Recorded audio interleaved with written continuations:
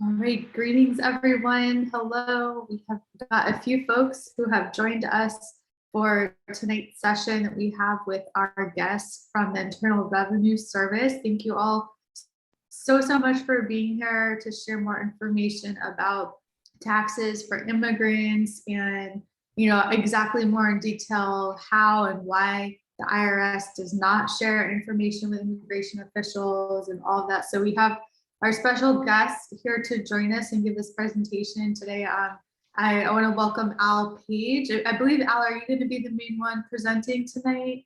No, Anika's going to start us off. Oh, Anika. Okay, welcome, Anika Pompey. Thank you so much for being here. Thank you. Thank you. And welcome also to your colleagues who are here and the Immigrant Finance community members we have who've arrived, and those of you listening on the replay later.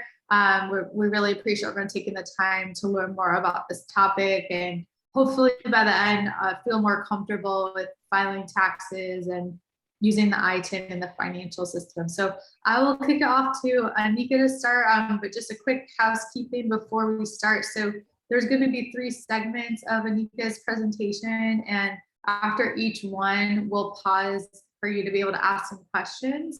We'll also have some time for questions at the end. Throughout the presentation, feel free to put your questions in the chat so you don't forget it, while it comes to mind. And if there's anything sensitive you want to ask that you don't want, tied to your name, send it to me privately, and I'm happy to raise the question as well. So thank you so much, and over to you, Anika. All right, thank you so much. Okay, I'm just going to get started with today's slideshow. All right, so good evening, everyone. And again, we thank you all for joining us tonight. This presentation is being brought to you by myself, Anika Pompey, and my colleagues, Alfred Page and Cheryl Jackson. We are senior stakeholder liaisons with the Internal Revenue Service. And as senior stakeholder liaisons, we are responsible for partnering with tax professionals, other government agencies, business organizations, and social organizations to share key IRS messaging. We share the latest IRS resources and material, and we also partner with our stakeholders to do presentations such as this one. Lastly, we also serve as a point of contact for our partners. You can share any concerns or feedback that you have, and we'll be sure to elevate those issues if we can't offer a solution ourselves. So I cover the Washington, D.C. and Northern Virginia area. Al covers Washington, D.C. and Central Virginia, and Cheryl covers the remainder of Virginia. So collectively, we have over 50 years of experience with the agency. We all have a different history within the agency. So between the 3 of us, we have a lot of knowledge and technical expertise with exam, collection, and exempt organizations. So today, Al and I will be presenting today's information, and Cheryl is going to moderate the chat box. We're going to start, the first presentation we're going to do today is going to be just some filing season updates. But before we get started, let's just go over some housekeeping items. In order for us to have the best experience tonight, all attendees should remain muted during the presentation. This is going to prevent any background noise and interruptions to the presentation. And we'll take questions at the conclusion of each segment, as Adina mentioned. We just ask that you enter any questions in the chat box while the presentation is taking place. And at the conclusion of the segment, we'll address all of the questions in the chat box. And then we'll also open the floor for you to come off of mute and ask any questions that you might have. We just ask that you use the raise hand feature, and we'll call on you to ask any questions. And as Adina mentioned, if you have a question that you don't want tied specifically to your name, message her privately, and she'll pose your question, and we'll provide a response. Any questions that we can't answer during today's session, we'll definitely follow up with a written response to Adina. Sometimes the questions require a little bit of research. Tax law, it's a lot of tax law. So, we don't know everything off the top of our heads, but we want to make sure that we get you the best answers. So again, if we can't answer anything today, we will be sure to follow up with a complete answer to Adina, and she can forward that information to you all. So with that being said, let's get into our first presentation, which is again is going to be filing season tips and some information about refundable credits for families. All right. So this year, there are many reasons to file your tax return as soon as you can. We have many new and expanded tax benefits for taxpayers, and even those taxpayers who don't normally file a tax return can benefit from some of the credits that I'm going to discuss today. Now, in this presentation, we're going to discuss refundable credits. So for tax year 2021, there are several child-related tax credits that you may be eligible for.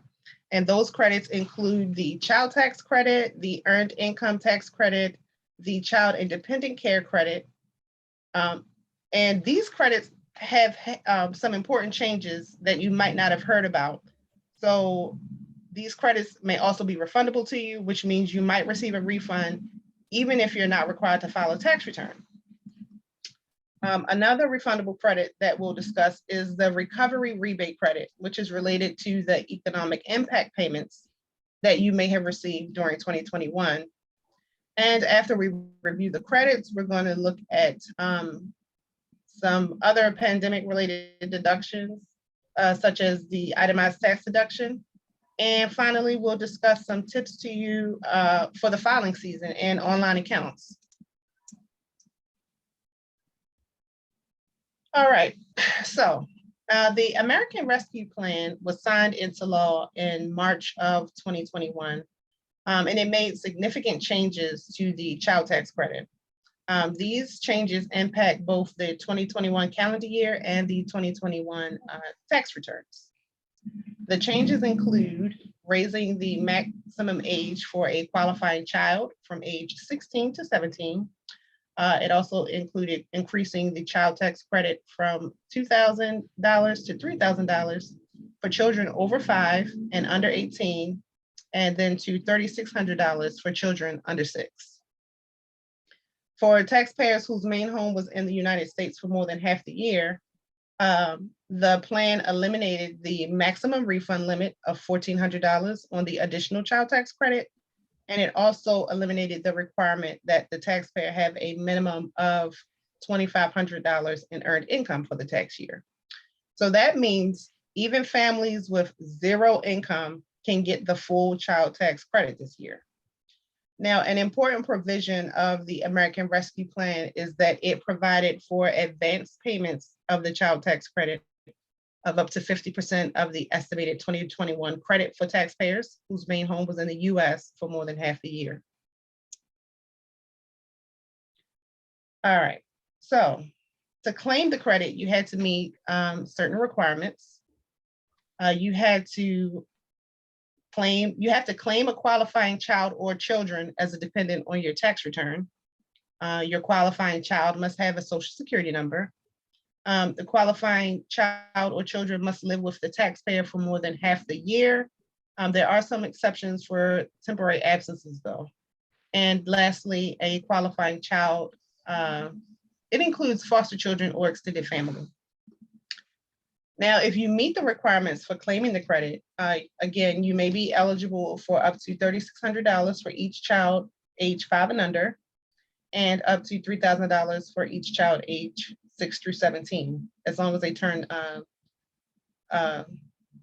children who was 17 through the end of 2021. And remember, no income is required to claim this credit for 2021. Now, dependents who can't be claimed for the child tax credit may qualify for the credit for other dependents, which is up to $500 per dependent. Now, to learn whether your dependent meets the requirement for a qualifying child, you want to refer to publication 501, Dependents, Standard Deduction, and Filing Information.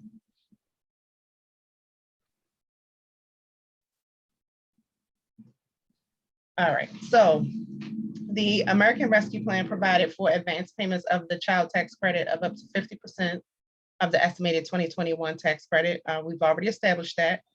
But the advance payments were only made to individuals whose main homes were in the 50 states or the District of Columbia for more than half the year. Advance payments were estimated from information that was included on either the 2020 tax return or your 2019 return if the 2020 return wasn't filed and processed yet. Now, the amount the IRS determined depended on each individual's personal household factors, like adjusted gross income, the number and age of the qualifying children, the filing status, etc. So, but remember, residents of Puerto Rico, they didn't receive any advance payments, but they still are eligible to claim the credit in full when they file Form 1040 SS, Form 1040 PR, or just a regular Form 1040. Now, the payments were made, the advance payments were made monthly beginning in July of 2021, and we issued payments through December 15th. And the payments were deposited directly to a financial account that we had on file with the IRS, or we sent it to the address of record if we didn't have a financial account on file for the taxpayer. The total amount of the advance payments were up to 50% of the estimated child tax credit for 2021. Now, generally, the monthly payments were up to $250 per month for each child age 6 to 17, and they were up to $300 per month for each child under age 6.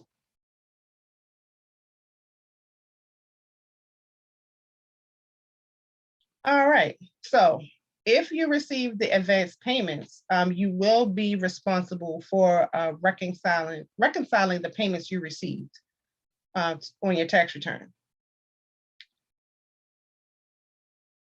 The fastest way to get your tax refund is going to be by, of course, filing electronically and choosing direct deposit. And if you receive less than the amount that you're eligible for, you're going to claim a credit for the remaining amount of the child tax credit on your 2021 tax return. If you receive more than the amount you're eligible for, you may need to repay some of or all of the excess payments when you file. Now, beginning in 2022, we did start sending letter 6419 to provide the total amount of the advanced child tax credit payments that you received in 2021. It's very important that you keep that record and any other IRS letter you received with your tax records and refer to them when you file. Now, you can learn more information about reconciling your advanced child tax credit payments by visiting the IRS website at www.irs.gov. Now let's talk about the third economic impact payment. It seems like so long ago, but we did issue a third economic impact payment in 2021. And if you don't recall the amount of the third payment, let me just give you a refresher. The third economic impact payment amount was up to $1,400 for an eligible individual with a valid Social Security number, or $2,800 for eligible married couples who filed joint returns. In addition, taxpayers also received $1,400 for each qualifying dependent with a Social Security number or adoption taxpayer identification number issued by the IRS. Individuals who did not qualify for the third economic impact payment or who did not receive the full amount may be eligible to claim the 2021 recovery rebate credit. If you're eligible for the credit, you'll need to file your 2021 tax return to claim any remaining amount of the third economic impact payment that you didn't receive. Now, if you receive the full amount of the third payment, you won't include any information about it when you file your 2021 tax return. Now, you will need the amount of your third economic impact payment and any plus up payments if you received to calculate your 2021 recovery rebate credit using the 2021 recovery rebate credit worksheet or your tax preparation software. The IRS, we did start sending letter 6475 to provide the total amount of the third economic impact payment and any plus up payments that you received. And again, you need to keep this record and any other IRS letters that you received about your stimulus payment with your tax records and refer to this letter when you file. We also recommend creating an online account so that you can securely access this information. And we're going to talk about online accounts a little later in the presentation. But remember, only eligible individuals who did not qualify for a third economic impact payment or who did not receive the full amount should claim the recovery rebate credit on their 2021 tax return. Do not include amounts of any missed first or second stimulus payments. Because if you recall, we issued the first and second stimulus payments in 2020.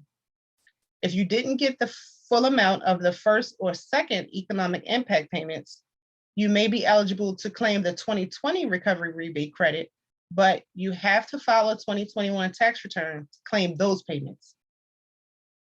If you're eligible and you didn't claim the credit when you filed your original return, then you're going to need to amend the 2020 tax return to claim the recovery rebate credit. So that's very important.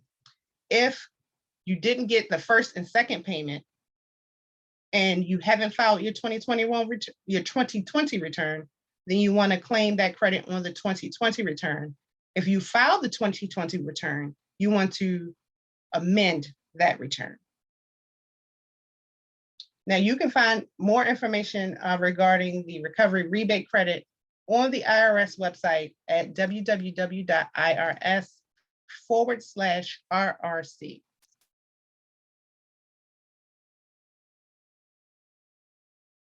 Okay, so let's talk about the earned income credit because we do have some changes to the earned income tax credit as well. Now, for 2021 only, more childless workers and couples can qualify for the earned income tax credit, which is a fully refundable tax benefit that helps many low and moderate income workers and working families. That's because the maximum credit is nearly tripled for these taxpayers and is for the first time being made available to both young workers and senior citizens. Now, in 2021, the maximum earned income tax credit for those with no qualifying children is $1,502, which is increased from $538 in 2020. The credit is available to filers with an adjusted gross income below $21,430 or $27,380 for married filing joint couples. And it can be claimed by eligible workers who are at least 19 years of age or 18 years of age in the case of a qualified former foster youth or qualified homeless youth. Now, certain full-time students under age 24 are not going to qualify. In the past, the earned income tax credit for individuals with no qualifying children was only available to people ages 25 to 64.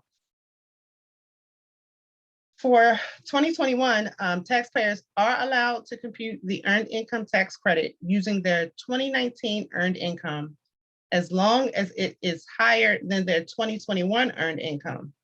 In some instances, this option will give them a larger credit.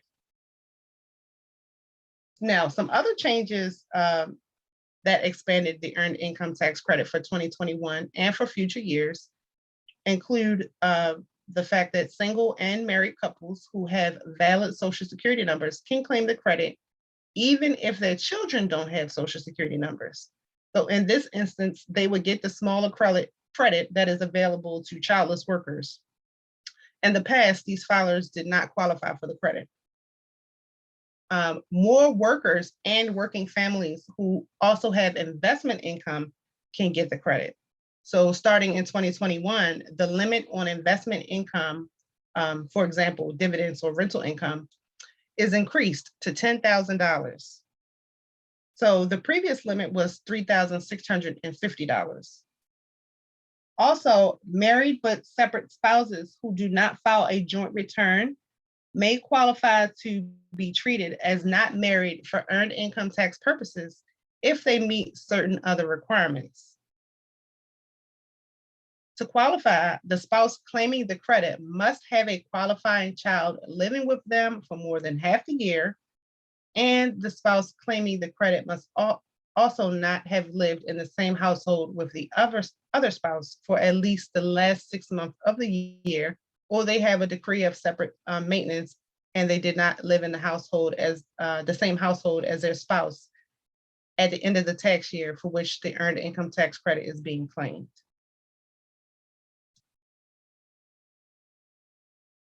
Okay, so let's move on and let's just talk briefly about the child and dependent care credit, because we have some changes here as well that's very beneficial for working parents. Now, you may be able to claim the credit if you pay someone to care for your dependent who is under age 13, or if you pay someone to care for a spouse or dependent who isn't able to care for himself or herself. Now, the credit can be up to 50% of your employment-related expense. And to qualify, you must pay these expenses so you and your spouse, if you're filing jointly, can work or look for work. Now, in 2021, you claim the credit on qualifying employment expenses of up to $8,000 if you had one qualifying person, or $16,000 if you had two or more qualifying persons. Now, if you recall in the past, you could claim the credit on up to $3,000 for one qualifying person or $6,000 for two. So we've significantly increased the amount of the qualifying employee-related expenses. Now, the maximum credit in 2021 increases to 50% of your employment-related expense, which is equal to a maximum credit of $4,000 if you have one qualifying person, or $8,000 if you had two or more qualifying persons. The more a taxpayer earns, the lower the percentage of employment-related expenses that are considered in determining the credit, though. So for 2021, the adjusted gross income level at which the credit percentage starts to phase out has been increased to $125,000. Above $125,000, the 50% credit percentage is going to go down as your income rises.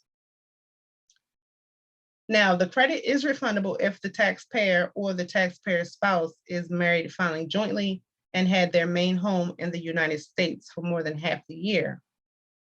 And for 2021, the maximum amount allowed to be excluded from an employer's income through a dependent care assistance program provided by an employer is increased to $10,500.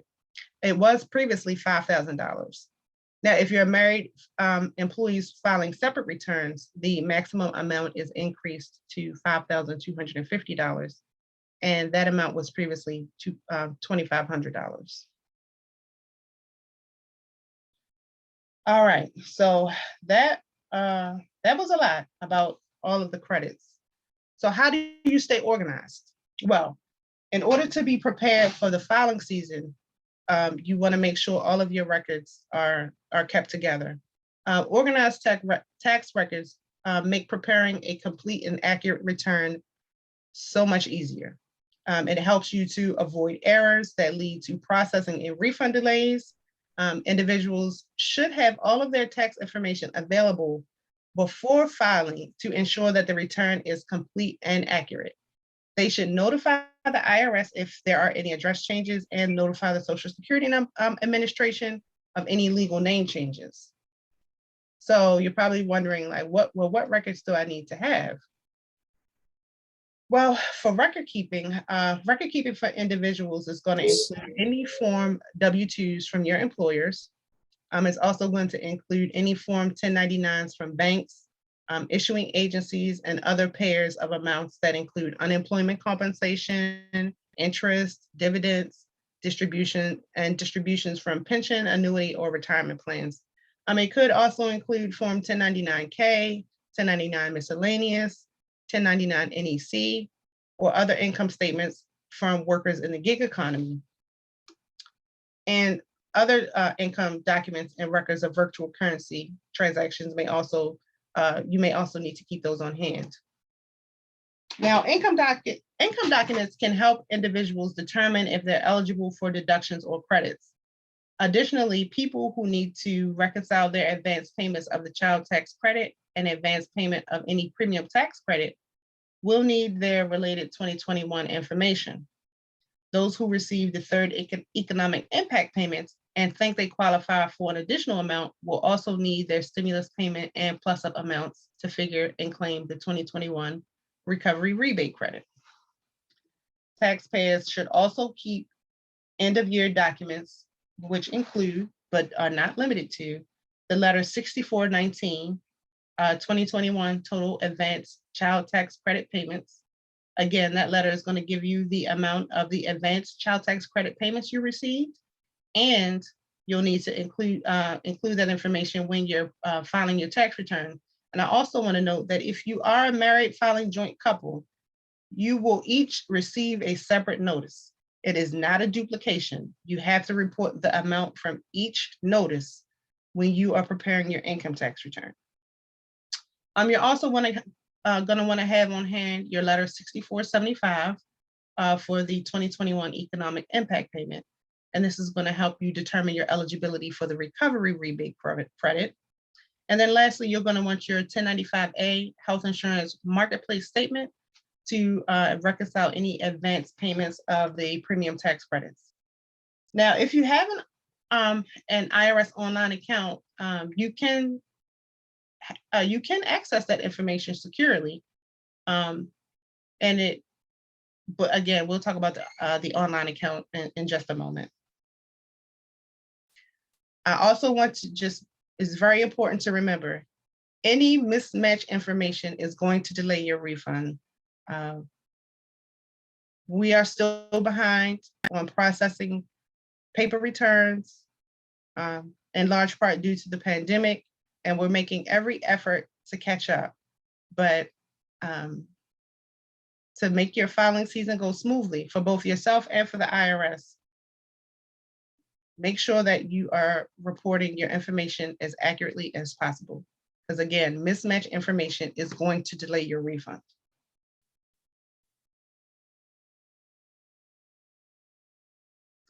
Okay, so tips for the filing season. You've probably heard me say this several times by now, but file your return electronically. Filing electronically is going to be the fastest way to process your federal income tax return. As I mentioned, we are still behind in processing paper returns. So if you can file electronically, you will more than likely receive your refund much quicker. Now, you can use the IRS free file or the fillable forms to file your returns electronically. You can also use free tax preparation sites, such as VITA sites or low income taxpayer clinics. There's also commercial software available, such as TurboTax or H&R Block, or you can find an authorized e-file provider. And no matter how you decide to file your return, you want to make sure that you choose direct deposit for receiving your refund. Direct deposit is going to allow you to receive your refund much faster and in a much safer method. If you don't have a bank account, you can go online and open an account. There are many places where you can open free accounts. And then lastly, once your return is filed and you need to check the status of your return, you can use the Where's My Refund application. An update on your return should be available within 24 hours of e-filing your return. And if you've mailed a paper return, it could be up to 4 weeks before you see the status of your return in the Where's My Refund application. All right, so let's talk about the online accounts, because I mentioned this a few times already. But if you use the online account to securely you can use the online account to securely access your latest information available about your tax record, your federal tax records. Let me be clear about that. And you can see information from your most recently filed tax returns. Now, taxpayers who access online account can securely gain entry to the Child Tax Credit Update portal to see their payment dates and amounts. Taxpayers will need this information if they are reconciling the advanced child tax credit payment, and let's say maybe you didn't get a letter or your letter hasn't arrived yet. You can log into your online account and see how much your payments were and how much these payments and what date these payments were issued. And then, of course, you can use that information to prepare your tax return. Eligible individuals who are claiming the 2021 Recovery Rebate Credit can also log into their online account to see the amount of the economic impact payment so that they too can accurately file their tax return. Now, if you're not able to set up an online account, you should act, if you haven't already set up an online account, you should act as soon as possible to create an account. People who already have set up an online account, just make sure that you're still able to log into that account successfully. Taxpayers with questions about how to create an online account or how to reset their username or password can find information on the IRS website at how to register for certain online self-help tools. And individuals should act now if they need to create an account. If they're unable to verify their identity online, there is a mail-in option that they can use, but it is going to take a bit longer. So as I mentioned before, using your online account, you can view your child tax credit payments, you can view your economic impact payments, you can view key information from your most recent tax return, and you can access additional tax records and transcripts. You can also see the details of a payment plan if you have a payment plan set up, and then you can also see 5 years of payment history or any pending payments that you might have scheduled. And you can do all of this without calling the IRS. So it's very beneficial to set up an online account that will help you avoid very long wait times trying to reach a telephone assistant to get information about your tax account.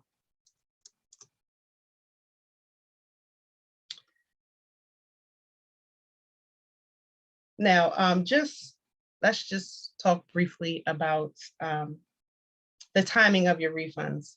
So there are many different factors that affect the timing of your refund after we receive your return. Now, although we issue most refunds in less than we issue most refunds in less than 21 days. I'm getting tongue-tied because I keep saying 2021. But the IRS cautions taxpayers not to rely on receiving a refund by a certain date. Again, we are behind in processing paper returns, and sometimes even if you file electronically,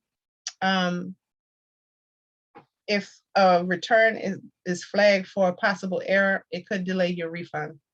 So we're just saying don't rely on receiving your refund by a certain date, especially when you're making major purchases or you're or paying your bills. Some returns may require additional review and they may take longer.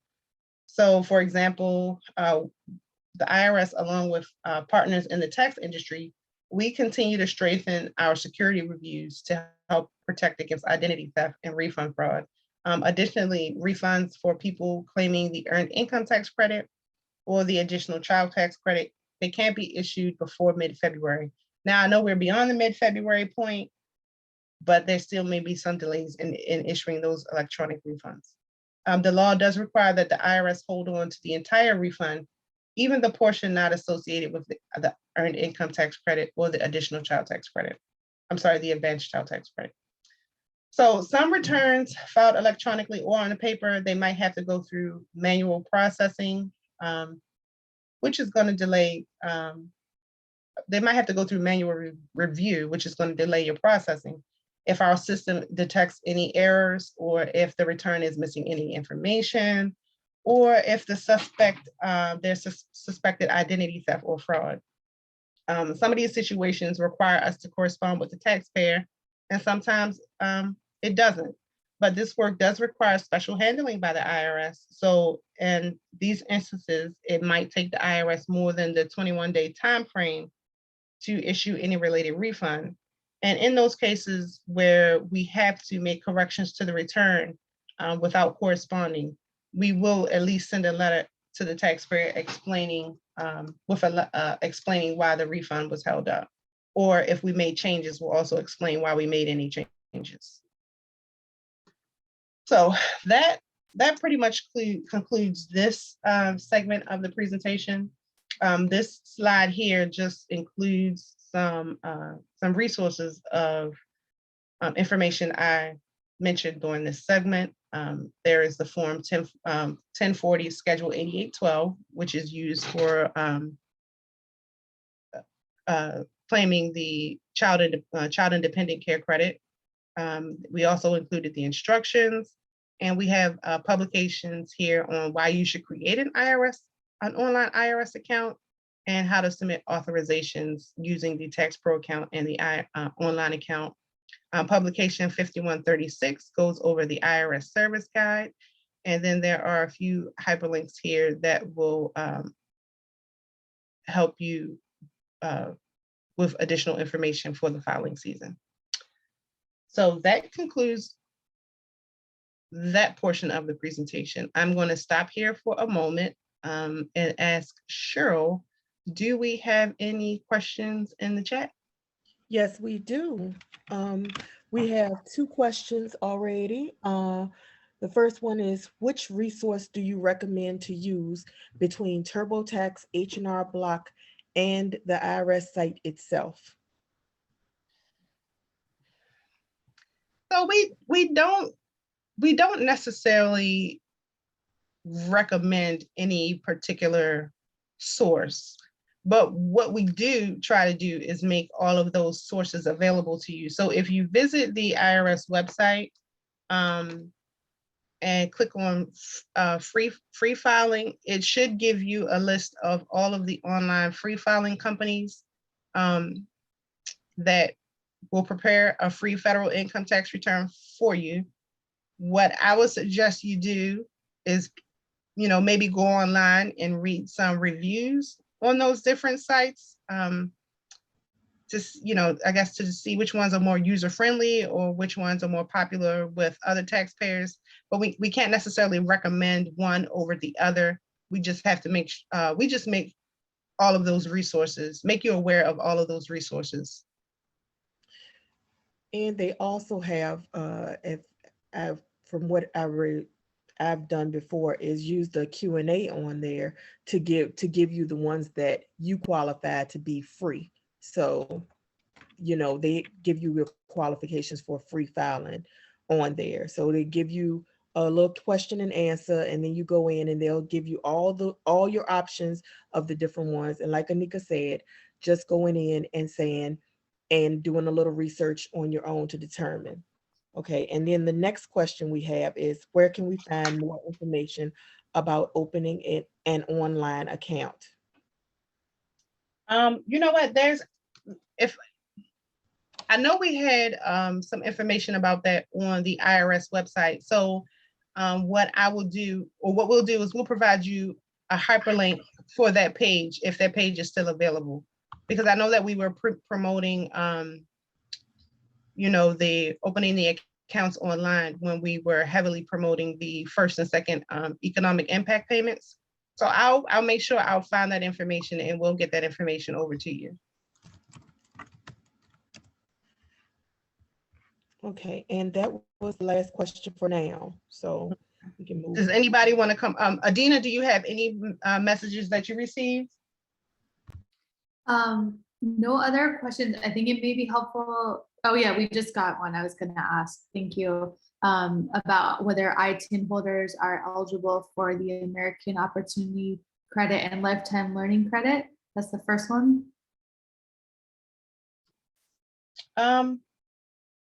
Let me do some research on that one, and then I'll follow up with you on that one. So you said American Opportunity Credit and which one?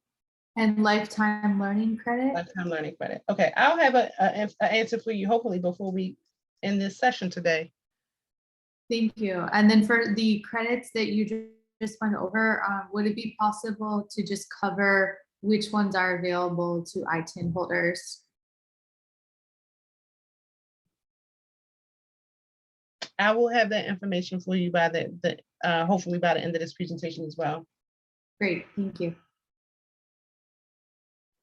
Now, I'm sorry, and let me just clarify. Are you talking about if the taxpayer is an I10 holder or if the dependents are I10 holders? Okay. The taxpayer, yeah. Okay.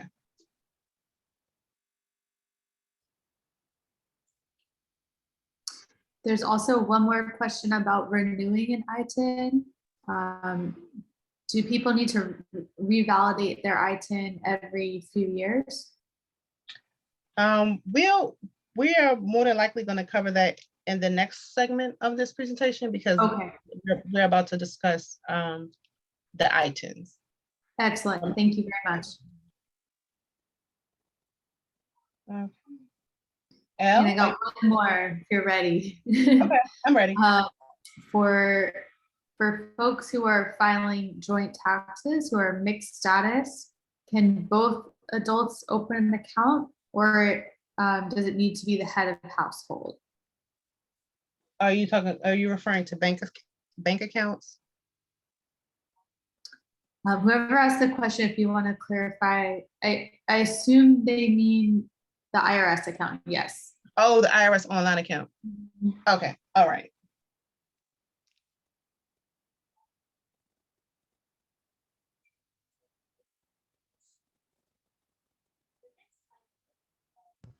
And Anika, I'm Okay, going I to will- bring these two to add to our list for later on as well. So Okay, all right, yeah. So I will get back to you with a response about the online account as well. Thank you.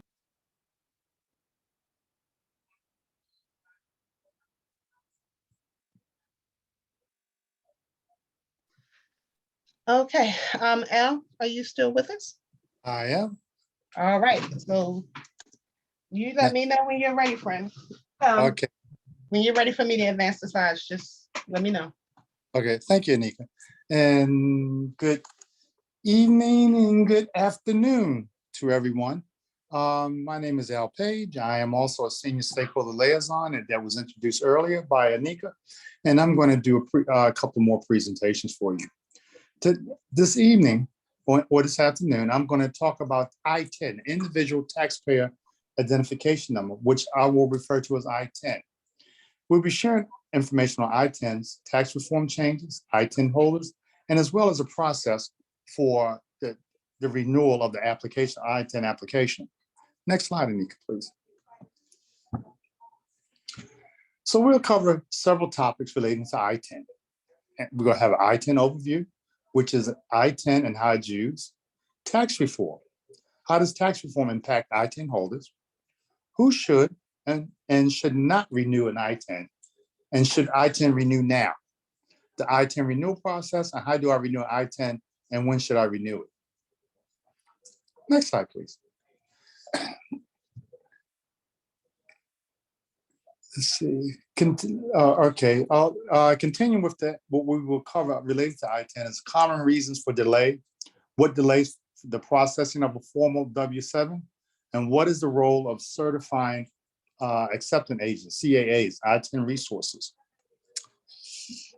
So Section 6109 allows IRS to issue identifying taxpayer identification numbers for tax purposes.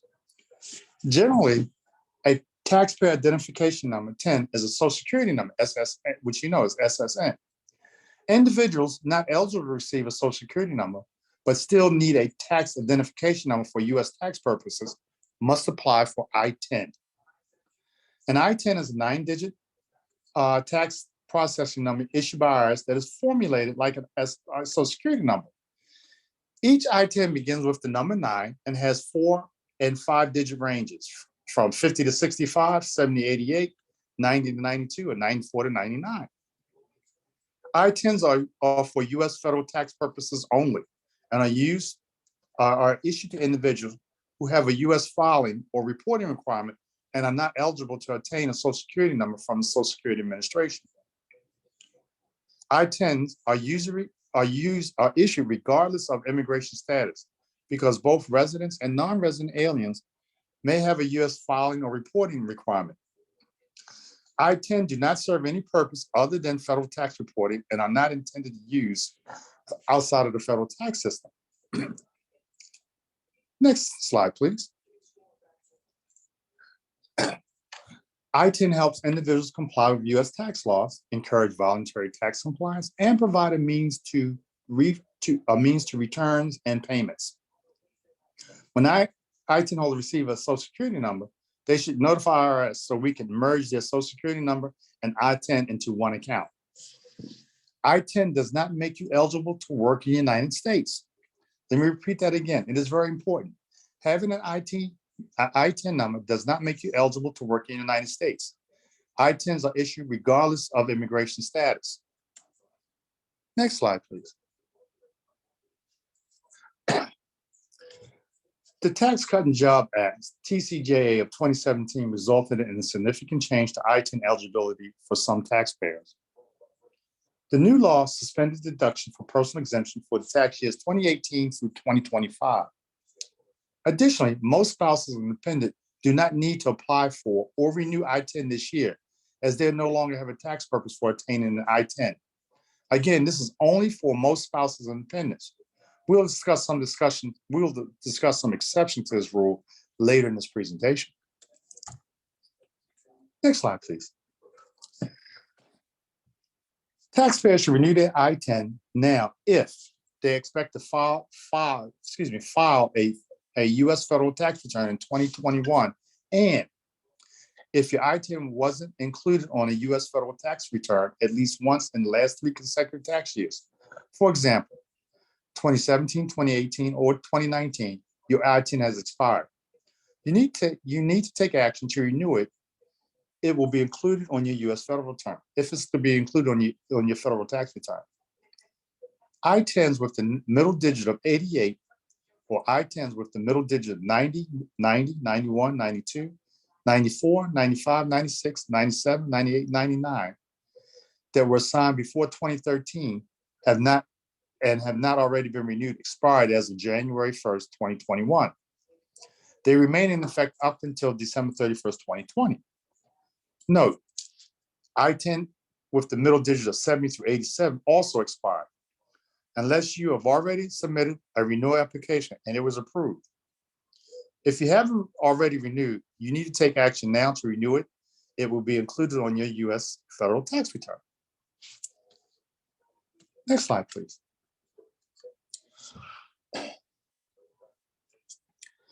If individual received notice CP 48, again, CP 48, they must renew their individual tax identification on I-10 to file your U.S. tax return. The following is what is included in CP 48. You must renew your identification, your I-10 number to file your U.S. tax return if you or someone listed on your return as an I-10 with middle numbers 88, 90, 91, 92, 94, 95, 96, 97, 98, or 99. For example, 9NN-88-NNN. I-10s with middle digits 88 expired on July 1st, 2021.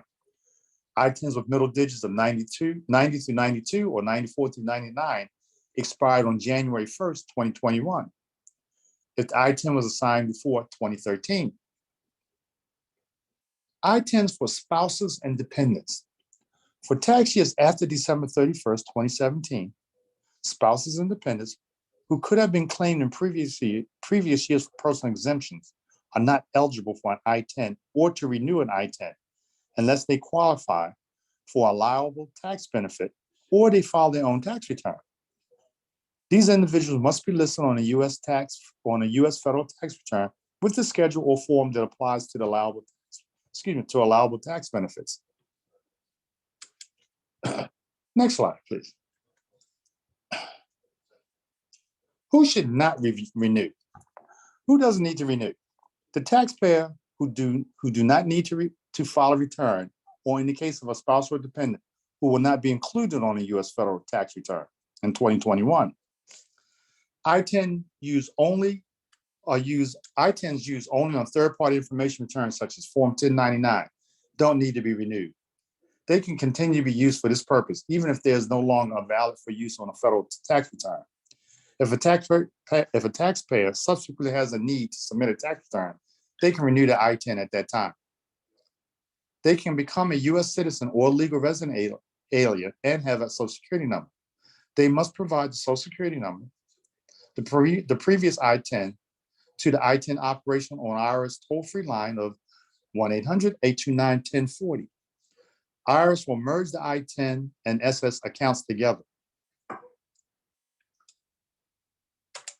Next slide, please. A continuum who should not renew.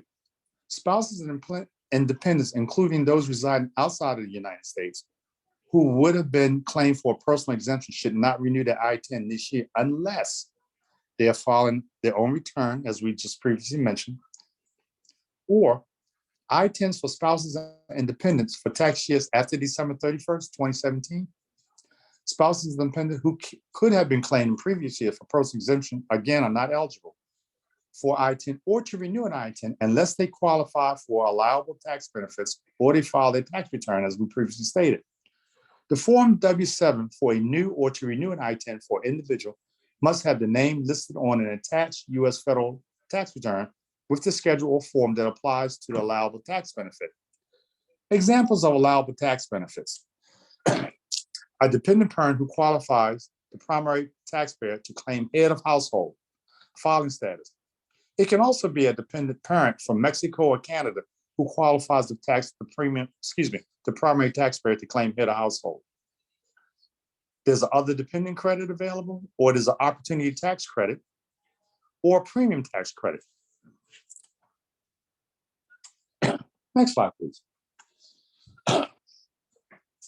Taxpayers should complete the latest version of Form W7, application for individual taxpayer identification number, which is available on irs.gov.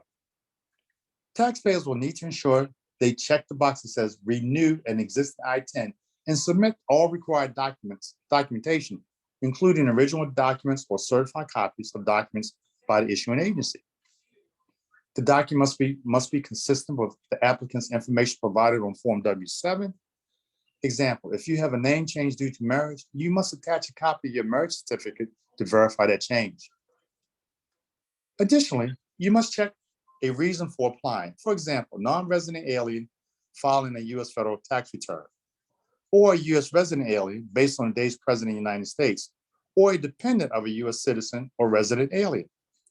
Again, all family members associated with a single return can renew at the same time if at least one of the family members' IT is expiring. Generally, if a taxpayer is renewing an existing I10, they may submit their Form W7 renewal application without attaching a tax return. But if renewing a spouse or dependent and they are claiming allowable tax benefit, then you must attach a federal tax return. Let me read that again. But if you're renewing a spouse or a dependent and they are claiming an allowable tax benefit, then you must attach the federal return to prove the allowable tax benefit, either for instance, head of household. Then you have American Opportunity Tax Credit, other dependent credits, and premium tax credit. There are three options to submit a Form W7 application for renewal of I10. First, taxpayer can renew by submitting the Form W7 and required documentation directly to IRS by U.S. postal mail. The processing time is 7 weeks, but we know we are really behind on a lot of stuff, so that 7 weeks might be a little longer. 9 to 10 weeks during peak processing period, or when filing from abroad. Again, we're a little bit outside of those 9 to 11 weeks right now because of our processing issues. Original or certified copies of a document from the issuing agency that are submitted with the application will be returned within 60 days. Applications should contact IRS if they have not received the original document back within that time frame. 2, an alternate to mailing Form W7 includes a use of an authorized certifying acceptance agency, or CAA. A CAA is an important part of the I10 application process. CAAs meet with taxpayers and conduct an interview to determine I10 eligibility, either face-to-face or through video technologies, meaning such as Skype or FaceTime. Be advised that CAAs can charge a fee for their services. We'll share some information with you later regarding CAA's role and benefits to becoming a CAA.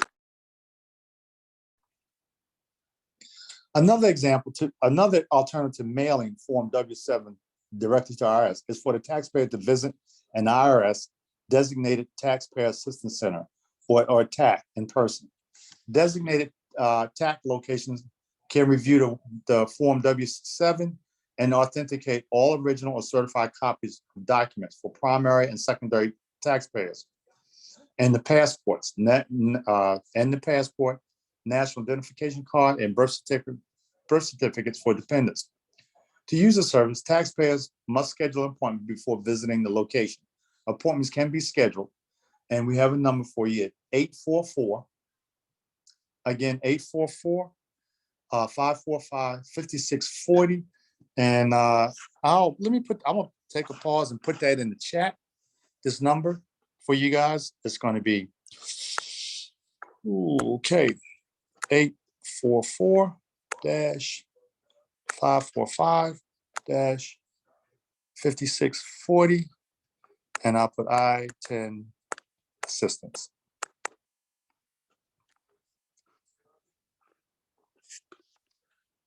And just to recap, even though we listed as that third way of either going through a CAA,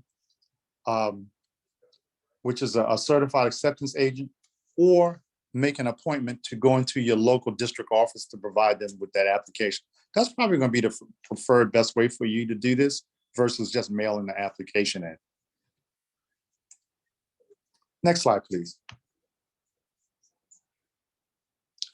Common errors that cause delays. So Nika spoke about a few of them, and they pretty much carry, and it's always filing errors. So the reason for submitting Form W7 box is not checked. Example, line C, the U.S. resident alien who is based on days present in the United States filing a U.S. tax return. You're not required to attach a return when renewing, but must check reasons for applying. So you didn't check the reason. Also, reason for submitting Form W7 box is incorrect. You should have checked B, but you checked C. Example, B, non-resident alien filing a U.S. federal tax return must provide a complete foreign address on line 3. If the applicant no longer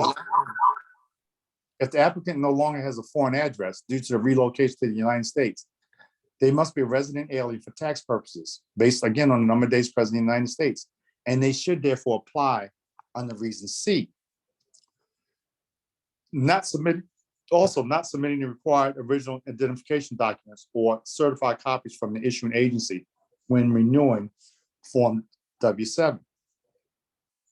Here are a few examples of the documents that you're going to need for the I-10 or renewing: passport, birth certificate, driver's license. Let's see, passports without a date of entry for dependents, effective October 1st, 20-16. Only a passport with a U.S. entry date is acceptable as a standalone identification document for some dependents. Dependents of U.S. military stationed overseas are exempt from this policy. Again, if you're a dependent of a U.S. military personnel stationed overseas, you're exempt from this policy.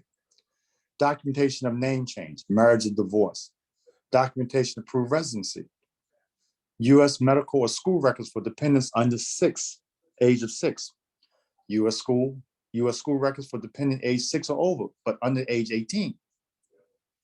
And U.S. school records, if a student, rental statements, bank statements, or utility bills listing the applicant's name and U.S. address if over 18. Next slide, please. Taxpayers, let's see, go back to slide 29, Anika. Go back one slide. There you go. I think common errors continue. Taxpayers are not submitting the required document for proof of U.S. residence for dependents. A proof of U.S. residence for applicants who are dependents. A passport doesn't have to have a date of entry when won't be accepted as a standalone identification, which we just went over, for dependents unless they are dependent of U.S. military personnel stationed overseas. And we talked about under 6, the medical records and school records between 6 and 18. Again, school records, state identification, driver's license if applicable, or U.S. address or U.S. visa. Over 18, school records, rental statements from a U.S. utility, from a U.S. property, utility, or any other indication that you are in the United States and you have an address or mailing to prove that. Next slide, Monica.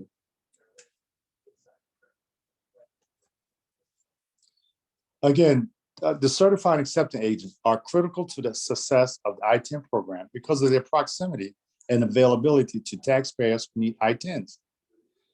CAA organizations include education institutions, financial institutions, government entities, military, community-based organizations, and tax practitioners. CAAs facilitate the I-10 application process by verifying the foreign status and identity of applicants and mail the complete application package directly to IRS. This allows taxpayers to keep their original documents instead of submitting them to IRS. CAAs must have the original or certified copies of documents in hand during an interview to authenticate the documents. CAAs can authenticate all acceptable I-10 documents for primary and secondary taxpayers, except for the foreign military card. For dependents, a CAA can only authenticate passports and birth certificates. All other documents must be an original or certified copy from the issuing agency. Additionally, CAAs facilitate the I-10 process by completing and submitting Form W7 with required documents and tax returns to IRS.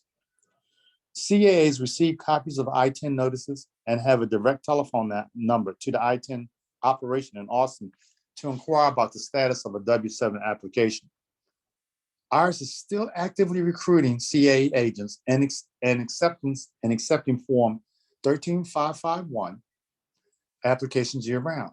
This is being done to increase the availability of I-10 services nationwide, particularly in communities with a high I-10 usage. Do we have anyone interested in becoming a CA? If so, then you should become a CA and visit our website at www.irs.gov and I10 agent. And first, you must complete again Form 13551 or the application to participate in the IRS Acceptance Agent Program. Complete the mandatory acceptance agent training. Complete the mandatory acceptance agent training, which is available on our website at www.irs.gov.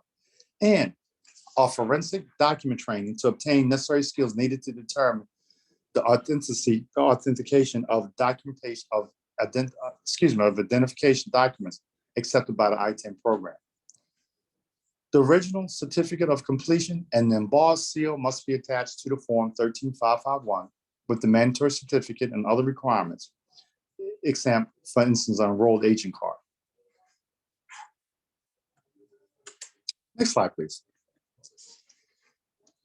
Here's some helpful information on I-10 that is located on the IRS website.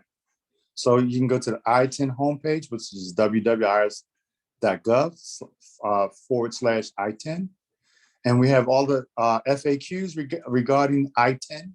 And so when you go to the I-10 page, you will be able to navigate and see the FAQs and also how to become a CAA or become an accepting agent. And that's going to be the end for the I-10 part. Do we have any questions, Cheryl?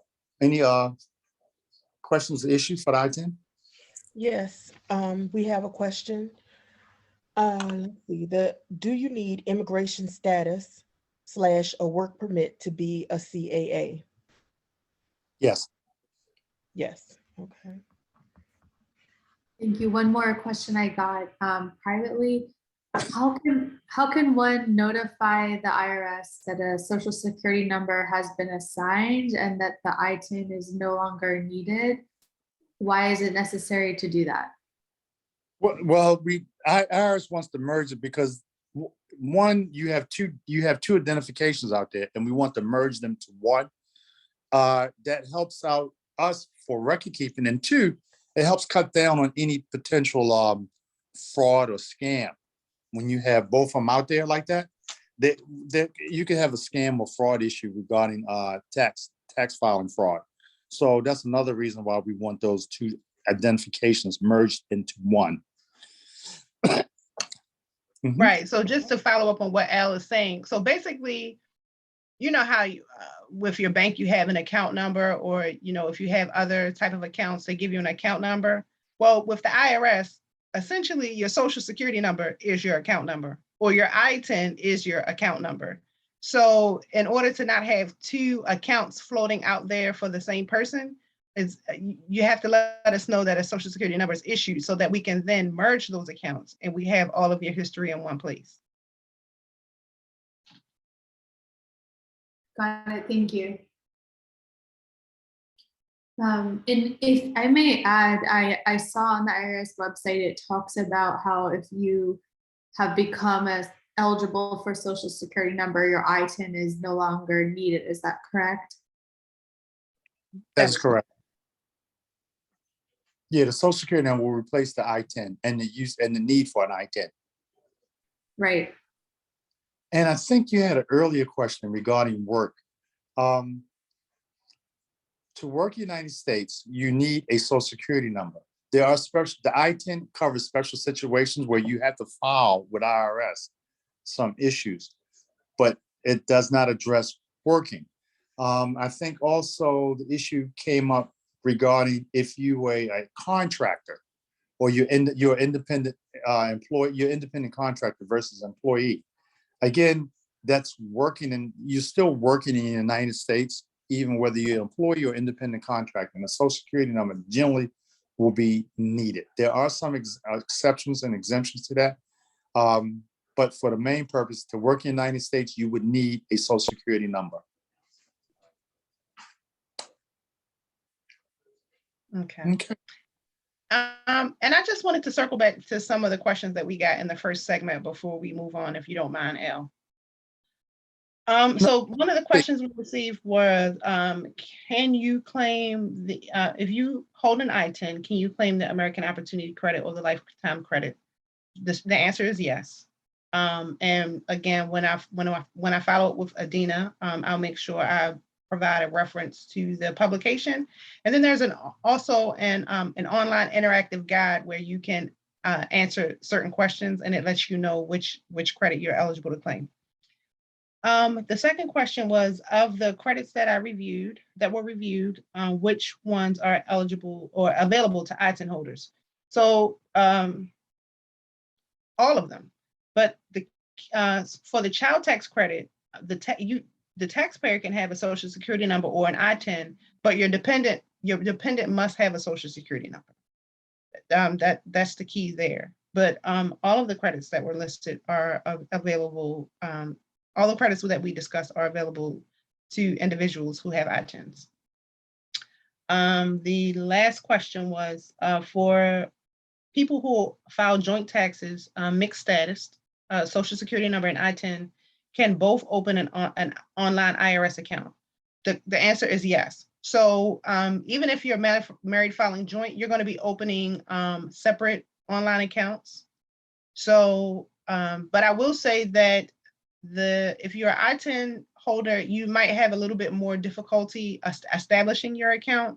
You might have to use the alternative method by mail to open your account. But again, when I follow up with the Q&A with Adina, I'll provide a reference to the Q&A for the IRS online accounts.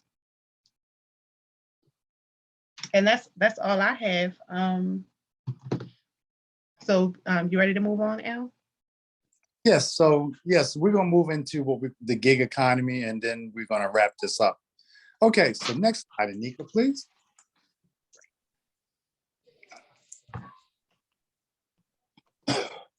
Okay. So if you use one or many online platforms available to rent out space, spare bedrooms, provide car rides, or connect with customers to provide other goods and services, you are involved in something we call the gig economy. A note, before we begin, this presentation is informational only. It is not intended to provide specific tax advice on any given factual situation. So rather, the presentation is intended to provide you only with general information about tax issues that arise in the gig economy. Determinations are made on a case-by-case basis. depending on the specific facts and circumstance. We will talk later in the presentation about how you can best determine your situation. An emerging area activity in the past few years, the gig economy, also referred to as the on-demand, sharing, or access economy, has changed how people commute, travel, rent vacation places, and perform many other activities. The gig economy allows individuals and groups to use technology to arrange transactions that generate revenue from assets they possess, such as boats and homes, or services that they provide, such as rides, household chores, or technology services. Next slide, please. There are tax implications for both the company that provides the platform and the individual who performs the services.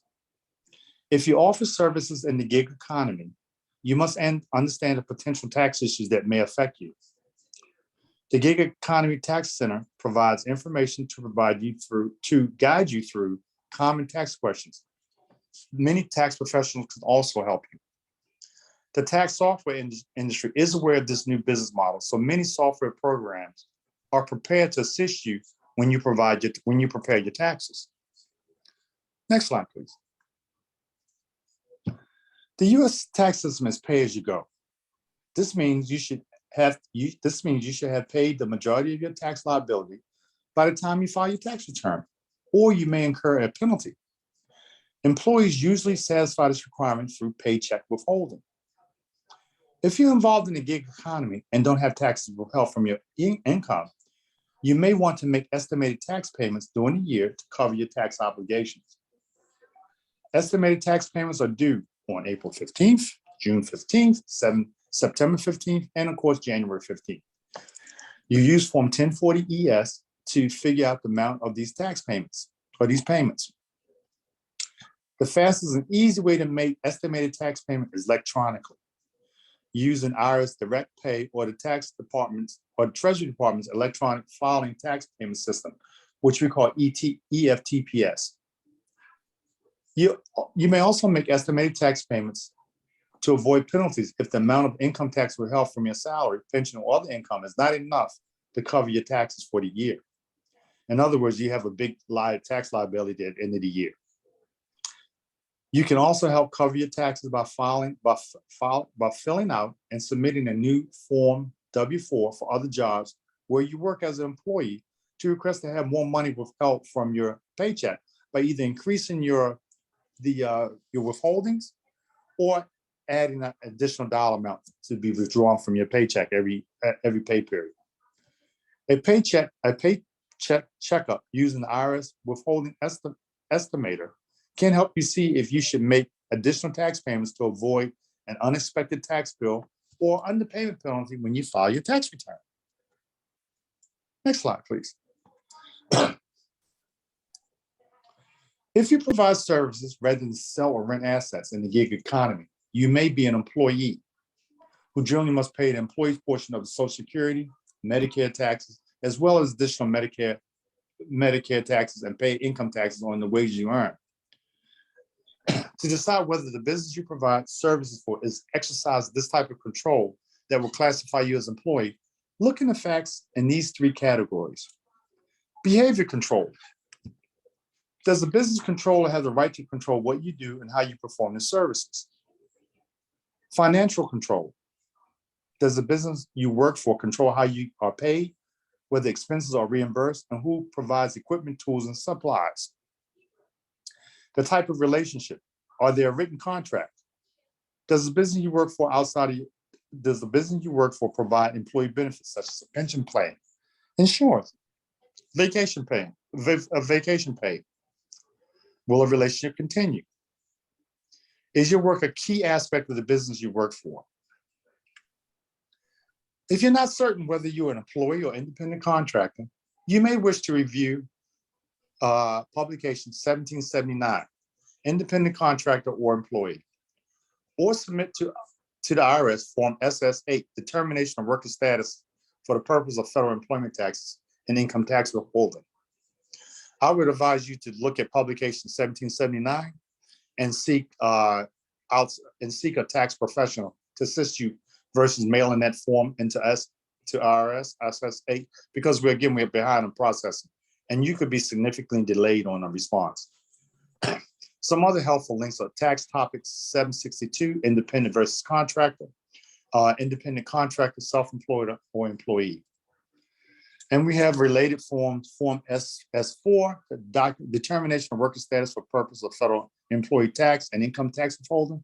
And I would recommend that you might read the instructions for SS4 also.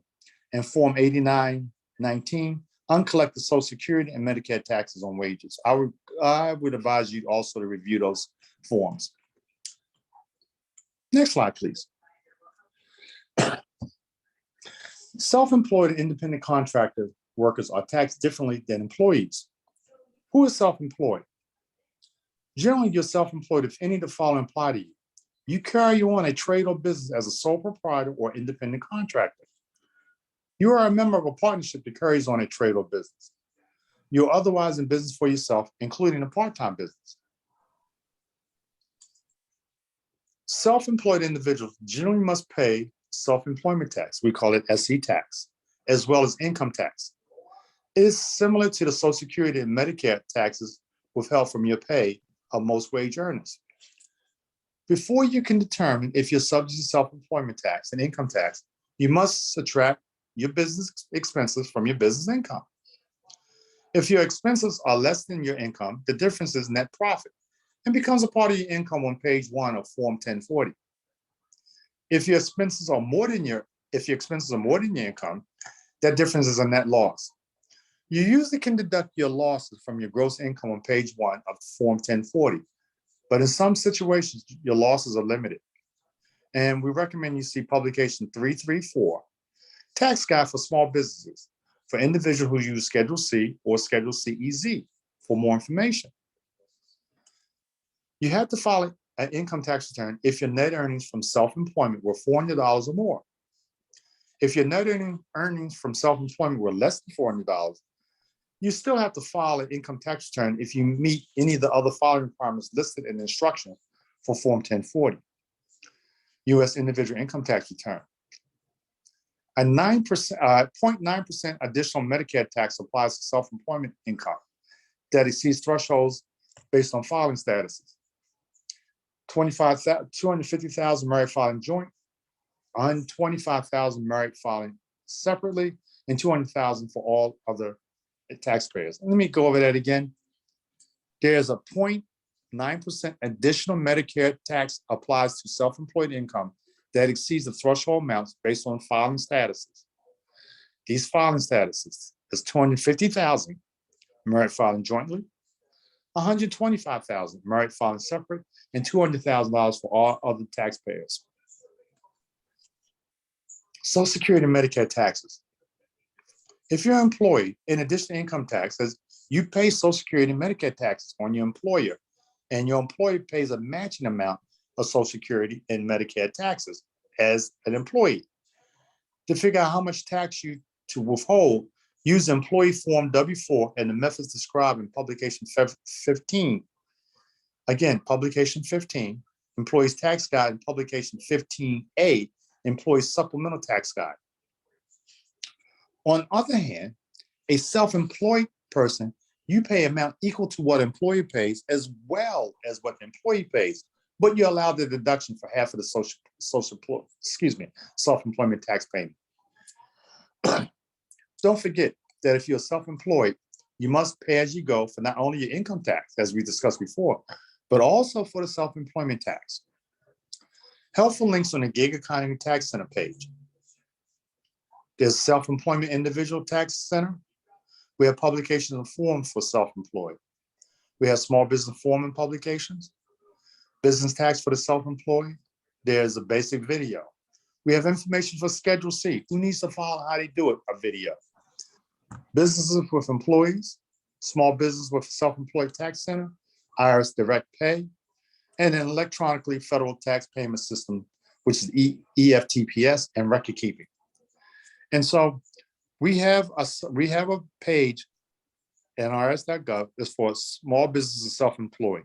So for individuals out there who have a small business or are self-employed, we encourage you to go to that IRS site. So you just go to irs.gov and you can type in self-employed.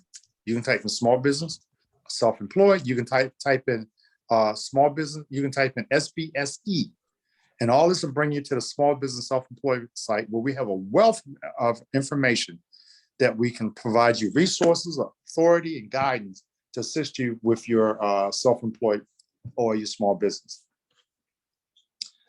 Next slide, please. Now we're discussing responsibilities of a business operating an online platform. The business is usually equally responsible to determine whether it's hiring employees or independent contractors. This is an important question for taxpayers who are paying others for providing their services in the gig economy. Before you can determine how to treat payment you make for services, you must first know the business relationship that exists between you and the person performing the services. The employer-payer employment tax obligation. The classification of a gig economy worker determines what information returns should be issued and filed, and also what type of taxes apply and what returns should be filed. If you're not certain of the employment status of the people providing services for you, use the helpful links on the Gig Economy Tax Center page of irs.gov. Or you can submit to the IRS form SS8 determining termination of worker status for purposes of federal employment taxes and income tax withholding. And again, for individuals who need questions, I would definitely encourage you to do the irs.gov. You can also we left our email address, and you can also contact the tax professional if you have questions. But if you got questions, don't guess. Get the correct response and answer that you need. Gig workers also need to determine whether they are employees or independent contractors for their own 1040 liabilities, especially if you don't get information on returns or you disagree with the platform treatment. Again, we have helpful links on small business, self-employed, irs.gov, and it's a wealth of information, again, to address these areas. Next slide, please. Independent contractors may be able to deduct business expenses depending on the tax limits and rules. Those who use their own property, such as a car or a house, to provide gig economy services must keep records separating the business and their personal expenses that involve in the house. And we did a presentation for at-home deduction, and we could probably address that at a later date. But again, you should keep records for everything you do in the gig economy. If you do any type of work, you should keep a solid record for that. If you're working out of your home and you have a dedicated space, like you might have a den that is dedicated for your gig economy, and it must be exclusive for your work, you may be able to take a deduction for your area in your home that you're working at, and some of the utilities expenses. But again, I encourage you to go to Small Business Self-Employed to get more information on that. Depreciation is an annual income tax deduction that allows you to recover the cost of or other basis of certain property over the time you use the property. It's an allowance for wear and tear, deterioration, or obsolescence of the property. The kinds of property you can depreciate includes machinery, equipment, buildings, vehicles, and furniture that are used in the business. You can't claim depreciation on property held for personal purposes. So, like for me, example, I work from home, but because I'm an employee, I'm not self-employed. But for the sake of discussion, let's say I was self-employed. I use my dining room since I'm single, as my office. But again, you understand, it's a dining room. So that means I use it for dining and entertaining. Because it's not exclusively used in the business, I cannot deduct the space of my dining room because it does not have exclusive use for business. So if you use property such as a car for both business or investment or personal, you can depreciate only the business or investment use of that portion. Other special rules and limits often apply, especially if you are an employee rather than an independent contractor. In some instances, you may qualify one of the simplest options, such as the standard mileage rate for business use of a car or a simplified method for claiming a household office deduction. And I recommend you look at that. The standard mileage is basically we don't really argue, we don't really argue with that, debate that. It's your mileage going from your house to any area that you're servicing as an employee, as either a self-employed. And those mileages for your self-employment are deductible. And we have standard mileage rate also listed in the small business self-employed site. For a taxpayer to be allowed a depreciation deduction for property, it must meet the following requirement. The taxpayer must own the property. The taxpayer must also depreciate excuse me, any capital improvements for the property they lease. The property must have a determinable useful life of more than 1 year. Taxpayers cannot depreciate the following: property placed in service and disposed of in the same year, equipment used to build capital improvement. A taxpayer must add otherwise allowed depreciation of equipment during a period of construction to the basis of the improvement, and certain term interest. Depreciation begins when a taxpayer places a property in service for use in the trade or business or for the production of income. The property ceases to be depreciable when the taxpayer has fully recovered the property's costs or other basis, or when the taxpayer retires it from service, whichever happens first. A taxpayer must identify several items to ensure the proper depreciation of a property, including depreciation method for the property. We have 2 makers, which is modified accelerated cost recovery or straight line. The class life of the asset, whether the property is a listed property. And listed property are certain properties that we have in a schedule that we provide. And again, you can find this on small business self-employed site on the irs.gov. And listed property is basically properties that you would use in a business. And we have a category of certain properties. We have class, and you can see what class or property that it might fit in. Whether the taxpayer elects to expense any portion of that asset, whether the taxpayer qualifies for any bonus first year depreciation, and depreciation basis of the property, which is also called class. Helpful links on this would be a brief overview of depreciation. Again, you can go to the Gig Economy Tax Center or Small Business Self-Employed. Publication 946, How to Depreciate Property. Publication 527, Residential Rental Property. Publication 463, Travel, Entertainment, Gifts, and Car Expenses. And publication 551, The Basis of Asset. And again, all these publications are available on Small Business Self-Employed, so you don't have to really remember it. If anything I want you to remember is remember Small Business and Self-Employed site on the irs.gov. Again, you can go to the search box and type in small business. You can, in the search box, you can put self-employed. In the search box, you can put self-employed, small business self-employed, or you can put SBSE, and that search will bring you to that site, and you navigate that site for the available resources and guidance that we have available. Next slide, please. Rental income.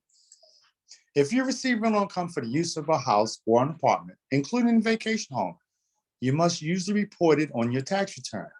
You may deduct certain expenses, but special rules and limits often apply. These deductible expenses, which may include mortgage interest, real estate taxes, casualty laws, maintenance, utilities, insurance, and depreciation, reduce the amount of the rental income subject to tax. If you use the dwelling unit for both rental and personal purposes, you generally must divide your total expenses between a rental use and a personal use based on the number of days used for each purpose. You won't be able to deduct your rental expenses in excess of gross rental income limitations, though. There's a special rule, there's a special rule if you use a dwelling unit as a personal resident and you rent it for fewer than 15 days. In this case, don't report any of the rental income and don't deduct any expenses. If you provide substantial services that are primary for your tenant's convenience, such as regular cleaning, changes in linen and maid services, you report your rental income and expenses on Schedule C, profit or losses from business, or Schedule EZ, Form 1040, net profits for business. Use Form 1065 U.S. return for partnership income if your rental activity is a partnership, including a partnership with your spouse, unless it's a qualified joint venture. Ordinarily, you and a husband and wife are not partners. They're a single unit. But there might be instances where they are partners. They are partners in a certain business entity. Again, a tax professional could better advise you. Substantial services does not include things as heat, light, cleaning of public areas, or trash collection. Again, some helpful links are rental, income, and expenses that you can look at on irs.gov, personal use of business property, publication 334, topics 414, rental income and expenses, topic 415, renting residential and vacation property, publication 527, residential rental property, and publication 547, casualty, disaster, and theft. Again, go on irs.gov and just type in rental income. And they'll bring up basically everything I'm talking about and more guides in the publication just by typing in rental income. And you'll get a host of information by just going to that search box. Next slide, please. If you're an employee and you cannot deduct your business expenses, if you are self-employed, you may be able to deduct business expenses such as supplies, cell phones, auto expenses, food and drink for passengers, car washes, parking fees, tolls, roadside assistance plans, taxes, and incentives associated with certain electric or hybrid cars. Generally, you can't deduct personal, living, or family expenses as a business expense. Again, it's important to keep good records. Choose a record-keeping system suited to your business that can clearly show your income expenses. And again, a tax professional can assist you with that. And also you can look at that information on irs.gov. Again, small business and self-employed site. Your record-keeping system should include a summary of your business transactions. Your records must also show your gross income as well as your deductions and credits. Federal law sets statutes of limitation, generally 3 years from the time you file your return, that can affect how long you need to keep your tax returns.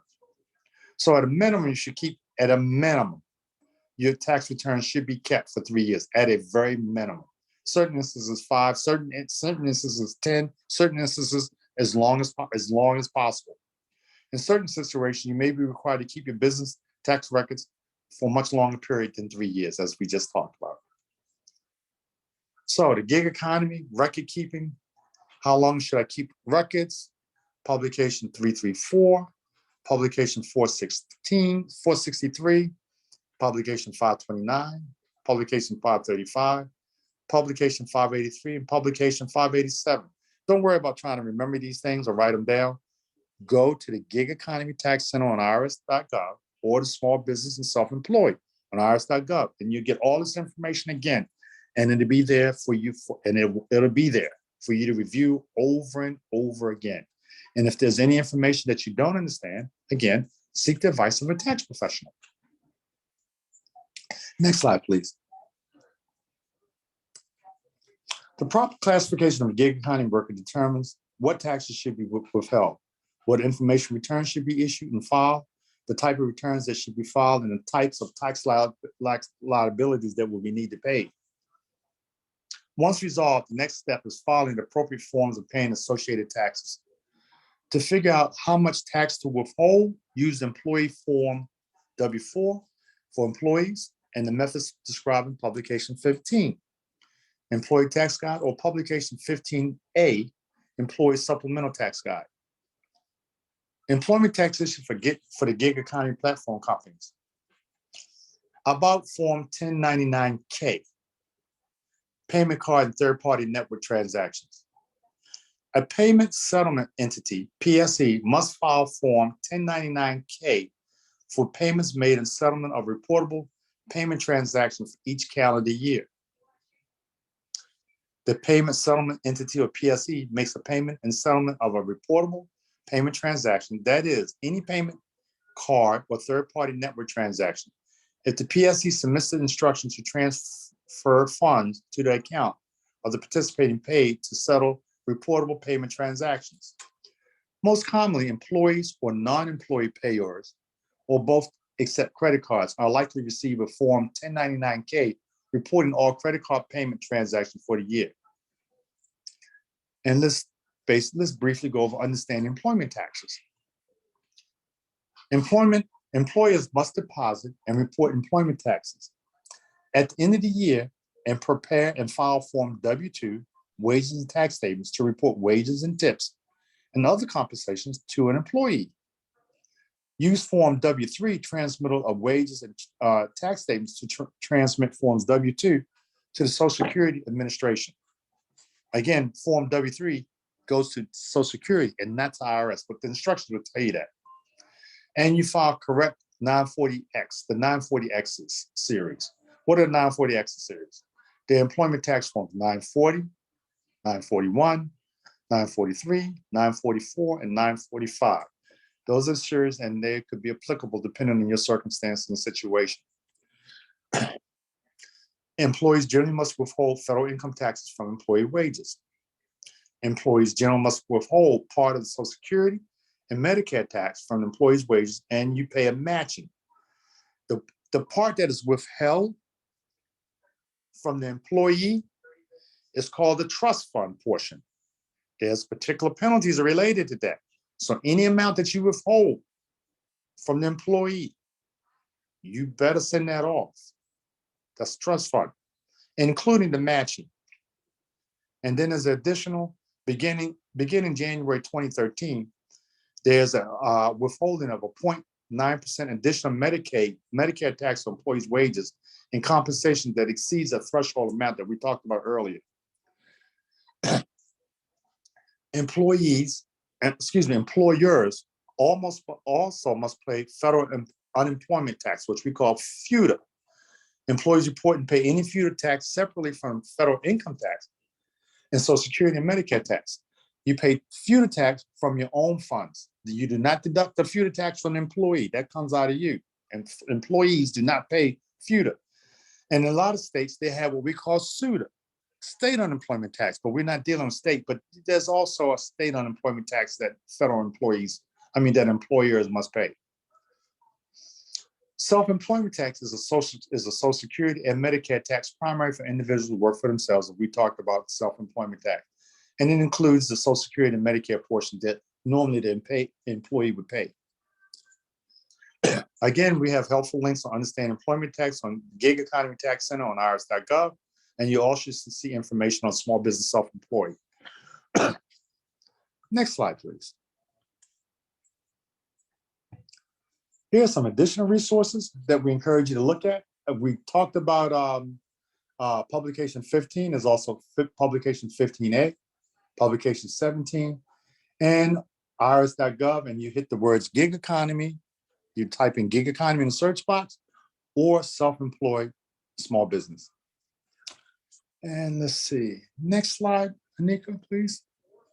Skip that slide, and let's go right to the questions. Thank you. And that ends me for the moment, and we'll take any questions related to it. All right, we had one question already entered, and it was still relating to the I10s. He said, general question. If someone has an I10, then goes through an immigration process like DACA or becomes naturalized and then acquires a valid Social Security number, how should they go about reflecting that change on their taxes, i.e., making sure the IRS knows they are the same person that used to have an I10 but now has a valid Social Security number? Is there a special form someone would need to fill out? Yes. Again, you can go to a CAA I would go to a CAA that will assist you with that. You can file the form yourself. I think that was a W9. You can file it yourself. I recommend not mailing that into us. I would go either to a CAA that assists you with that, or you can go to the CAA and prepare everything. The CAA can file it for you, or you can make an appointment with the local office, a local IRS district office, make an appointment to bring in your paperwork, so that you could, so they can merge those documents, so they can merge the I-10, as Anika was saying, and I said earlier. You want to make sure you merge those documents to have one report. You don't want two different reports out there because it's going to hamper everything and it's going to slow processing until we merge those reports. So you want to be proactive and do that. So again, contact the CAA. You can get that off of irs.gov. Certified accepting agents, and you can go there through irs.gov, find one in your local to you, or again, make an appointment with a district, the district office to assist you with that. Right, Al, I just wanted to follow up behind that. So yeah, so I'm looking at the Q&A for I10, and so basically it does say that when you're assigned a social security number, you can either visit your local IRS office or you can write a letter explaining that you've been assigned a social security number. Now, as you know, we've mentioned many times that we are behind in processing paper documents. So your best bet is probably to schedule an appointment with your local walk-in office, your taxpayer assistance center, and let them know that you have been assigned a social security number and that you want your tax records combined. If you do decide to mail it in, which I don't recommend, we can provide you with the letter where you should mail it. But in either instance, whether you go to the walk-in office or you mail it, you want to make sure you include your complete name. If you're mailing it, your complete name, your mailing address, your I10 number, along with a copy of your social security number and a copy of CP 565, which is the notice of I10 assignment, if you still have it available. The IRS we're going to void the I10 and will associate all of your prior tax information filed under your I10 with your social security number. And that letter will be sent to a box in Austin, Texas. But again, we can provide you with the address, but I highly, strongly encourage you to just visit a taxpayer assistance center. Another thing, what we hadn't brought it up, I think, and I talked to Adina about our disclosure. I think a lot of we have a lot of immigrants who are concerned with deportation, immigration, customs and enforcement, ICE. IRS does not report to ICE at all. We don't even really ask you your immigration status. We kind of know whether if you have an I-10 or social security number, we kind of know where you are with this.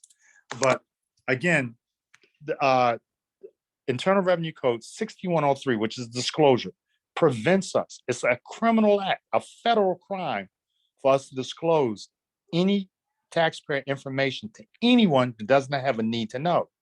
So, and that's really tight. So to give you an example, if I'm working on a case of a particular taxpayer, I cannot discuss that case. I can't discuss the case with Anika or Cheryl unless they need to know or they're working on that. The only person I can discuss that case with is my manager, no one else. And my manager only can discuss that case with me or his or her manager. Again, so disclosure is a federal law, and we watch that very closely. And you've probably seen instances where you might see politicians might need their tax return to be reviewed by somewhere else. That needs a court order to do that, or action of Congress. It's something very serious that we deal with that. So the only other time tax information may be disclosed to someone, for instance, the Department of Justice, is if there's a tax criminal issue, and then the Department of Justice might get involved. But again, for all you guys, for everybody's out there, we do not report to ICE on any circumstance about anybody's tax issue. We don't say who is the immigration status or any of that. We don't even really get into whether you're illegal, alien, or whatever that case. All we want you to do is be in tax compliance, and that's as far as we go. Okay, moving on, Cheryl. All right, and we have I think you answered the CAA stands for certified. You answered that Certified acceptance agent. acceptance agent. A And certifying acceptance agent. okay. And that's basically somebody who strictly deals with I-10, that's in the I-10 program. And they're basically certifying the documents. They're not certifying, they're just certifying that the documents that are being presented. They're not certifying the individuals. They're not immigration custom and enforcement. All they're doing is preparing the documents for certification for IRS. That's it. And the W-9, he basically he was asking for clarification as far as you had said something about the W-9 to turn, use it for to report that they had gotten a social security number or whatever. But he said that is to ask for an ITIN though. Do you know what form should be filled out, or is writing a letter enough? And Anika, that was your answer, was basically Right. So writing a letter is enough, but you want to make sure that you, if you are going to write a letter, you want to make sure you send the letter with all of the required information. So make sure it includes your full name, your mailing address, a copy, your I-10 number, and if you have a copy of the CP 565, which is the notice of I-10 assignment, that is also helpful. And then you also want to provide a copy of your social security card. And then once we have all of that information from you, then we can merge your accounts. Sounds good. All right. And did anyone else have any questions?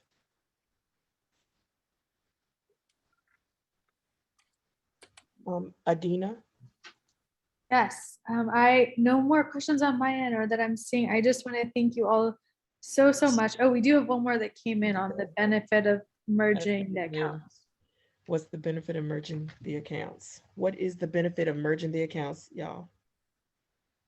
Well, it's like I said, so your social security number and your I-10 essentially act as your account number. So to merge all of your information into one place, that's the benefit. Having all of the information in one place. And then once we are notified that you have a social security number, we're going to void the I-10. And anyway, so you want to make sure all of your information is in one place. Got it. Well, I just want to reiterate all of our gratitude for y'all taking the time, especially after 5 on the East Coast, where I know y'all work, to come to speak to our community and share this really valuable information. I hope that this helped people feel a little bit more safe and comfortable, who do have ITINs or who are thinking about applying for ITINs, who are paying taxes or thinking about it. I know I've heard you all loud and clear, you don't share that information with immigration agencies. Like, the focus of the IRS is really on tax compliance, and that is their role, and that's the whole thing, right? So just want to thank you all again. Are there any kind of final words you want to say or emphasize? Yes. So we are always looking to hear from taxpayers. So whether you have any comments, feedback, or concerns, you can reach out to either any one of us here, Anika, I'm Anika, but myself, Al, or Cheryl, so we can elevate any concerns or feedback that you have, because our main priority is to make sure that we have a tax system that is functionable for taxpayers. And if we can improve any processes or systems, we definitely like to hear from you, and so we can consider that information. Absolutely. So, and if you have any questions about the material that we presented here tonight, feel free to reach out to us. Adina, we will be forwarding these slides to you to share. And we'll also, all of the questions that were asked today, we'll also provide a resource document for that as well. So if there's nothing else, you guys have a wonderful night. Thank you. We really, really appreciate it. And hopefully this is the first of many ways we can partner to support the immigrant community. Oh, yes. And then Dina, you know how to get a hold of me. So anything comes up, any ladder questions come up, any other concerns or issues that individuals want to discuss, that's what we are here for. Thank you, Al and Anika and Cheryl. Have a great night, everyone.